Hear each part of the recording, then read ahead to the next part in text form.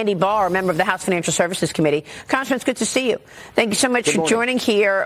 What can you tell us about any conversation underway about Obamacare subsidies as they are set to expire at year end? Well, Maria, President Trump and Republicans are for lowering the cost of health care. We always have. But the central irony of the government shutdown we just went through is that it was largely motivated by a Democrat temper tantrum over the failure of Obamacare. It was a breathtaking admission by Democrats that Obamacare, the Affordable Care Act, is in fact unaffordable. And I'm concerned about just simply continuing to mask the true cost of Obamacare with more subsidies that just simply subsidize premium inflation. If you look at the subsidies, if you look at the premiums in the exchanges, in the Obamacare exchanges, those premiums for Americans in the exchanges have risen over 60% faster, higher than premiums in the employer-sponsored system. So Obamacare doesn't work, and subsidizing that broken system is not the answer.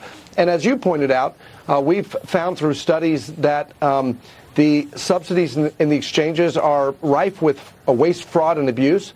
One study says that $47 billion of improper payments with these subsidies. So we need to move to a patient-centered reform system that harnesses the power of competition and choice and gives power back to patients and forces more competition in the system. That will lower the cost of health care. Well, how significant is that fraud related to these Obamacare exchanges? Well, it's very significant. Really?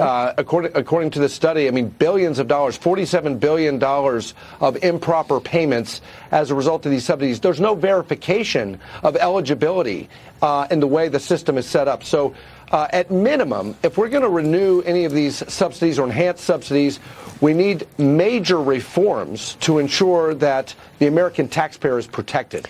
Let me switch gears, ask you about foreign policy for a moment, Congressman, because U.S. Special Envoy Steve Witkoff and Jared Kushner are expected to meet with Ukrainian officials in Miami after a marathon 5-hour meeting yesterday with Vladimir Putin. It did not yield any major breakthroughs yesterday, but President Trump says Putin still wants to make a deal. Watch this.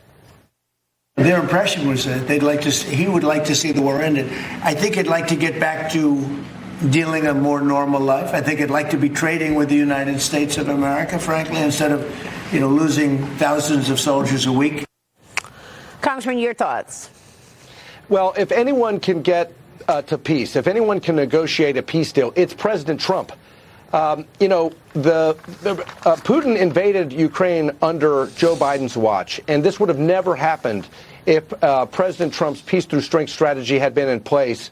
Weakness invites aggression, and that's what Joe Biden's policies did. The chaotic retreat from Afghanistan, the unilateral pullback on the sanctions on Nord Stream 2, the pipeline, all of that invited Putin's invasion.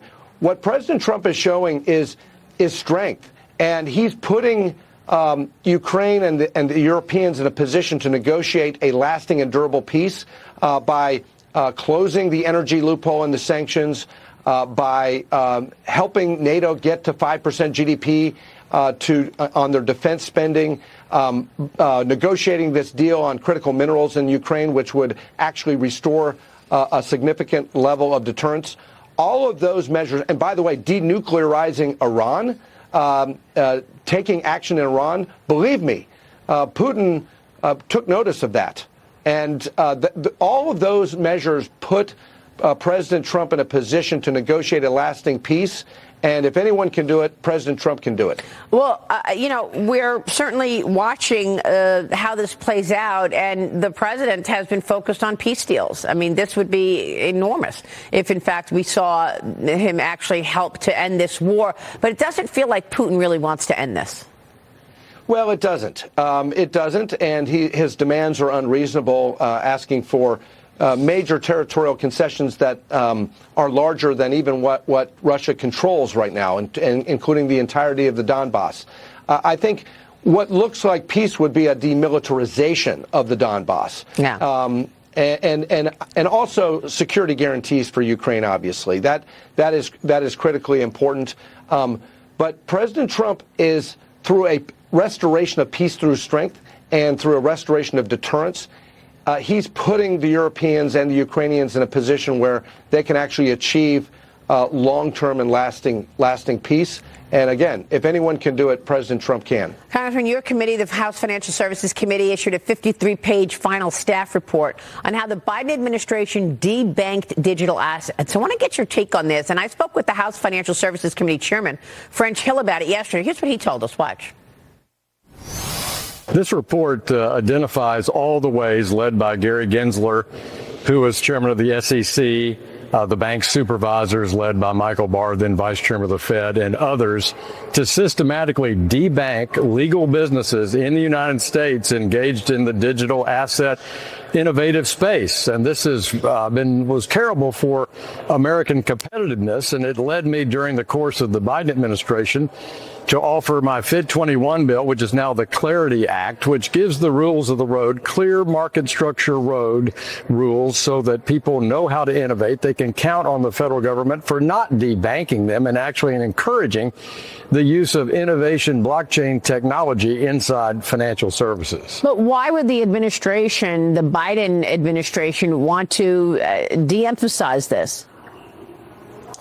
Well, I think they took the same approach that the Obama administration is, that when they, in their privileged point of view, believes that somehow that this innovation is a bad thing, they wanted to see it blocked from access to the financial system. Congressman, your reaction, and how do you see this playing out in the coming years? Well, President Trump and I and Chairman Hill and Congressman Huizenga and others on the House Financial Services Committee and Chairman Tim Scott of South Carolina, we're working together to end the weaponization of finance in America. No American individual or business should be debanked because of their political or religious views or because of the lawful business that they're engaged in. Yes, crypto has been discriminated against by the Biden administration, Gary Gensler and others. But now we have a new sheriff in town, President Trump, his bank regulators, Jonathan Gould, Michelle Bowman, Travis Hill, and we are ending the practice of debanking, not just crypto, but also firearms, fossil energy, and other lawful businesses. This is progress. Yeah, it's pretty incredible that the industries they didn't like, they basically weaponized the agencies against them. Congressman, we're going to keep watching all of that. Thanks so much for being here. Andy.